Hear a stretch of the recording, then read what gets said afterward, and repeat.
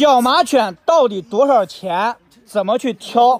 可能很多小白啊都有这个问题，几百的也有，几千的也有，几万一条的小马犬也有。每个小白啊，他的认知和这个见识啊，可能都不一样。所以说，有的人能接受几百的，有的人能接受几千的，也有的人几万的也能接受啊。但是，终归一点，马犬还是要看它的好坏。那么怎么看好坏呢？今天呢，咱简单的讲一讲。给你讲一下啊。第一点，是因为马犬为什么能当警犬？因为马犬非常执着，非常勇敢。服从性为什么那么高？因为它的捕猎动力非常强。什么叫捕猎动力？在动起来的东西，它非常想得到，得不到它就一直。你看啊，什么叫捕猎欲望啊？看好啊，这3个狗，你看，首先动力都非常强。你看，得不到立马追着。捕猎啊，动力也就是捕猎的欲望要好。如果这个猎物如果说飞起来了，在空中非常专注的盯着猎物，看到没？这也就是所谓的注意力。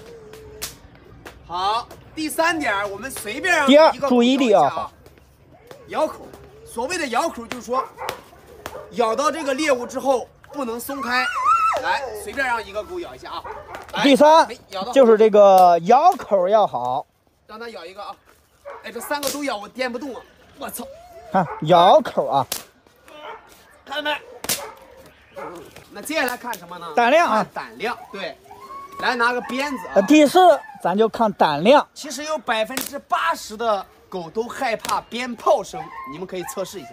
咱们用打鞭子来测试一下啊。很多狗啊都会比较敏感，害怕一些声响啊。看到鞭子，你看，尾巴不但没有夹，也没有跑，并且还注意力还盯着，尾巴一直在甩。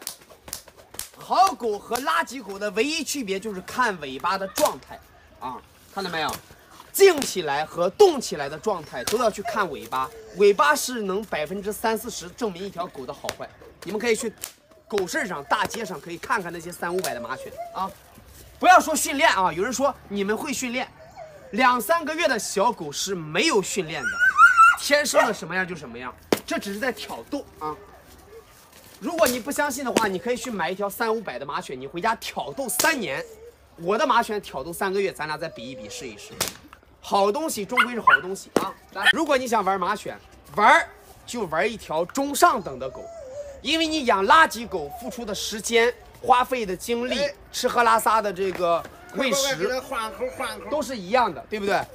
那你养一条好的狗呢，吃喝拉撒浪费的时间和精力也是一样。刚开始买的时候可能贵了一点，但是以后你越玩越舒服，越玩越舒服。哎，喜欢胆量大的可以要它啊，这个公的啊。哎，喜欢胆量大的可以要它啊，喜欢干架啊。